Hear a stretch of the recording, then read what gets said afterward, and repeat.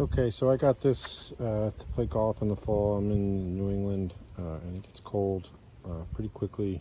You want to keep your hands warm so you can play as long as you can if that's what you want to do. And I'm motivated to keep playing in the fall. So you just turn the valve here, push this little button, and it's igniter. So it does put out quite a bit of BTUs. All long lasts. It's not going to run now. You can adjust the power output if that's full.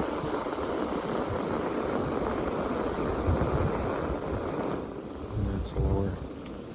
It's not going to work on this cup holder because it swings. You're going to need some kind of fixed cup holder.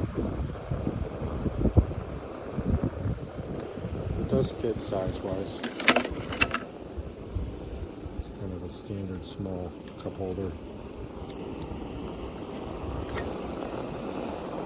It should work well in the fall. I keep those hands warm so I can keep playing as long as the course is open. And then obviously in the spring, when you hit those thin shots and your fingers are all numb, having something like this to help get the blood back in your hands is great.